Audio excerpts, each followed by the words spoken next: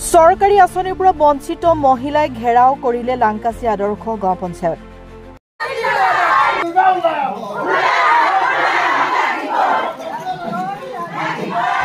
দিনৰ 12 বজালৈকে পঞ্চায়তৰ সচিব কাৰ্যালয়ত নথকাত ক্ষোভিত প্ৰতিবাদকাৰী।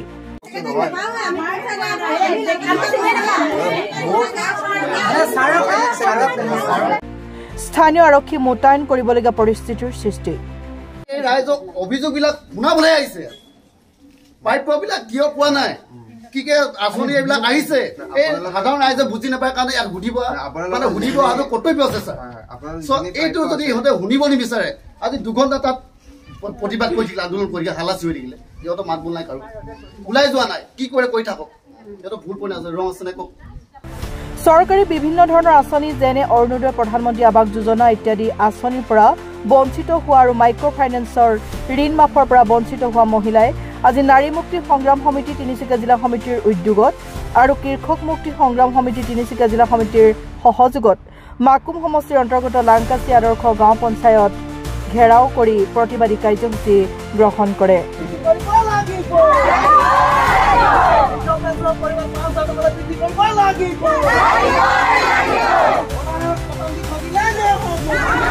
গাঁও পঞ্চায়তৰ অন্তৰ্গত সহস্ৰাধিক মহিলাই চৰকাৰী আঁচনিসমূহৰ পৰা বঞ্চিত হোৱাক লৈ পঞ্চায়তটোক ঘেৰাও কৰি বিভিন্ন ধৰণৰ শ্লোগানেৰে পঞ্চায়তৰ চৌহদত উত্তাল কৰি তোলে। তাৰোপৰি পঞ্চায়তটোৰ সচিবগৰাকী দিনৰ 12 বজালৈ কাৰ্যালয়ত উপস্থিত নথকাত মহিলাসকল ক্ষোভিত হোৱাত স্থানীয় আৰক্ষী মোতায়েন কৰিবলগীয়া পৰিস্থিতিৰ সৃষ্টি হয়।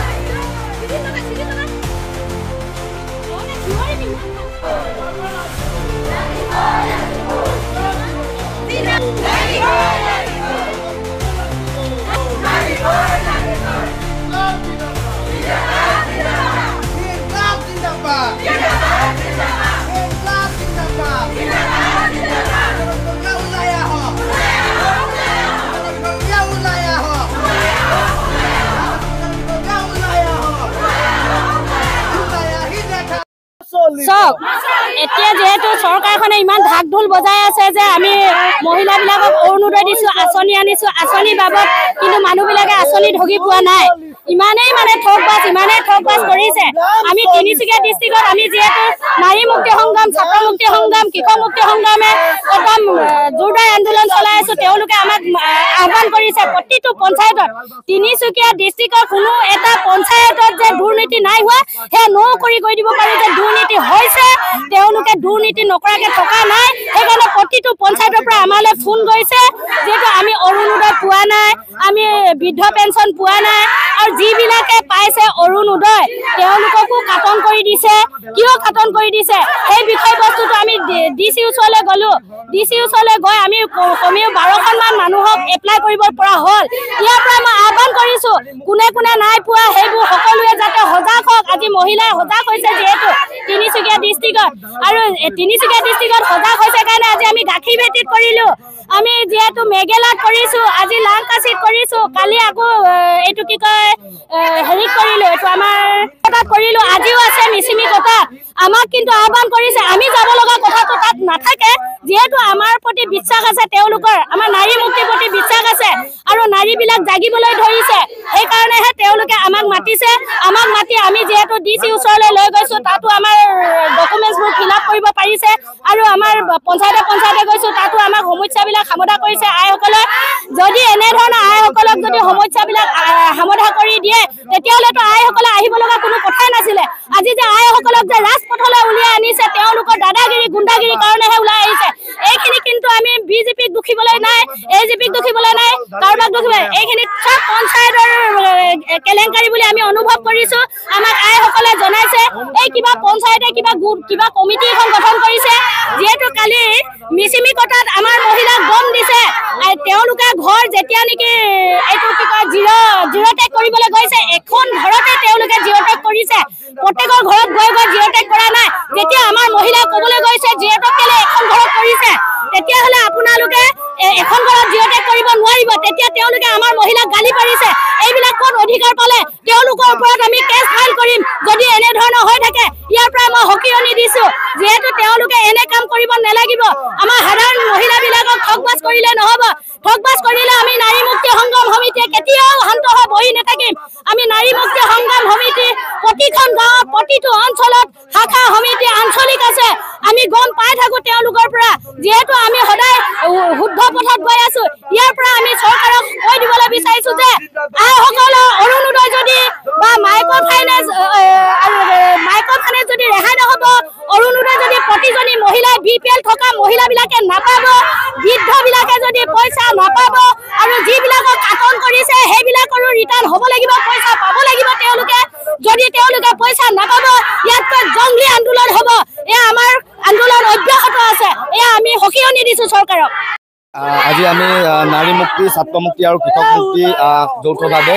আমি লাংকাচি গাঁও পঞ্চায়তৰ আগত যিসকল আমাৰ লাংকাচি গাঁৱৰ মহিলাসকলে লাংকাচি গাঁও পঞ্চায়তৰ অন্তৰ্গত যিসকল মহিলাই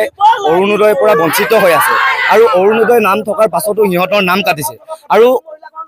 লাংকাচি গাঁও পঞ্চায়তৰ যিসকল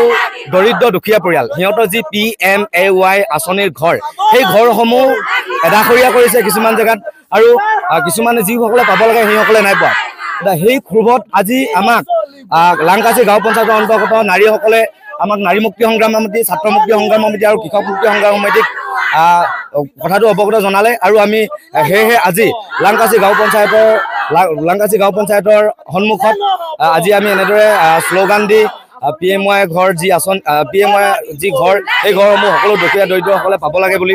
অৰুণোদয় নাম যিসমূহ কাটিছে তেওঁলোকৰ নামসমূহ অৰুণোদয় লিষ্টত অন্তৰ্ভুক্ত হ'ব লাগে বুলি আজি আমি লাংকাচি গাঁও পঞ্চায়তত এনেদৰে প্ৰতিবাদী সাহায্য হৈ আছোঁ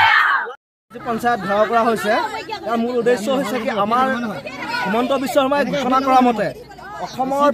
ৰেচন কাৰ্ড থকা প্ৰতিগৰাকী মহিলাই অৰুণোদয় আঁচনি পাব লাগিছিলে ইয়াত থকা প্ৰতিগৰাকী মহিলাই বঞ্চিত হৈছে তাৰোপৰি আগতে যিসকল মহিলা অৰুণোদয় আঁচনি আহি আছিলে তাকো কিছুমান ৰাজনৈতিক পাকচক্ৰত পৰি তেওঁলোকৰ নাম কাট খাই গৈছে সেই হেতুকে আজি লাংকাচি পঞ্চায়ত ঘেৰাও কৰা হৈছে আৰু তেখেতলোকে আমাক আপোনালোকৰ আগত ক'বলৈ দিছে যে যদি 2025 চনৰ পঞ্চায়ত নিৰ্বাচনৰ আগে আগে যদি তেখেতলোকৰ অৰুণোদয় আঁচনি টকাকেইটা সোমোৱাই নিদিয়ে তেন্তেতো BJP দলৰ কোনো কৰ্মকৰ্তা তেখেতলোকৰ ঘৰলৈ নাযাবলৈ তেখেতলোকে সকীয়াই দিছে বিশেষকৈ মানে বাহনী লৈ থকা বা চতাল হাই থকা সময়তো তেখেতলোকে নাযাবই আৰু লগতে আপোনাৰ যি আমাৰ অৰুণোদয় আঁচনি মাত্ৰ 1250 টকা দি আমাক মানে কণা হাঁহত পতান ধান দিয়াৰ নিচিনা কৰি আছে তেনেকৈ নহ'ব যেহেতু হিমন্ত বিশ্ব শৰ্মাই নিজৰ পত্নীক যদি হাতখন বাগানৰ যদি মালিক বনাব পাৰে তেন্তে এইসকল মহিলাকো তেখেতলোকে 5000 টকা অৰুণোদয় আঁচনি দিব লাগিব আৰু 250 টকা দি ঠগি থকা আমাৰ বৃদ্ধাসকলকো তেওঁলোকে প্ৰায় 5000 টকালৈ আঁচনি বৃদ্ধি কৰিব লাগিব এই দাবী লৈ আজি পঞ্চায়ত ঘেৰাও কৰা হৈছে মোৰ দুখৰ বেদনাখিনি মই জনাবলৈ বিচাৰিছোঁ কিবা যদি ভুল ভ্ৰান্তি হয় মোক ক্ষমা কৰি দিব মই মানে আগতে অৰুণোদয়টো পাইছিলোঁ 1250 টকা এক বছৰ এই 2 মাহমান বাঢ়িছে হেৰি নামটো কাটি দিলে মানে এইবাৰ দুখন লিষ্টত চালোঁ মোৰ নামেই নাই কি মই কৰিলোঁ চৰকাৰখনত কোনে দুৰ্নীতি কৰিছে মই নাজানো মোৰ নামটো মই সদায় দিনে অকলে থাকোঁ মোৰ কোনেও নাই মোৰ লগত মোৰ মা দেউতাও নাই একেবাৰে অকলশলীয়া মই সেইটো কাৰণে মই আজি জনাবলৈ বিচাৰিছোঁ মইনো কাক কি কৰিলোঁ মোৰতো পূৰা যোগ্য আছে মোকতো মোৰ নিচিনা আঁচনিটো দিব লাগে ন বাচিলে মানে এতিয়া মোতকৈ পুৰণাখিনিও নাম আহিছে আৰু এইবাৰ নতুনকৈ এপ্লাই কৰিছে সেইখিনিও মানে লিষ্টত নাম আহিছে মই সেইখিনি আজি ক'বলৈ বিচাৰিছোঁ আপোনালোকে মোক কি উপায় দিয়ে যাতে মোৰ নামটো আকৌ ঘূৰি আহিব লাগে 1250 টকা খোৱাৰ কাৰণে কাৰণো ইমান চকু জ্বলিলে সেইখিনি মানে বিচাৰ ল'ব লাগে নহয়নে বাৰু আৰু মই ক'বলৈ মোৰ গাঁওখন নাম হ'ল ডিমহলা মই লেট্ৰিন পোৱা নাই মই সেইটো কাৰণে ওলাই আহিছোঁ মোক ঘৰ দুৱাৰটো বাদ দিছোঁ মোৰ লেট্ৰিনটো লাগে ইমান হেৰি মোৰ মানুহজনে হেৰি কৰে দিন হাজিৰা কৰি মোৰ সেইকাৰণে অনুৰোধ জনাইছোঁ চৰকাৰলৈ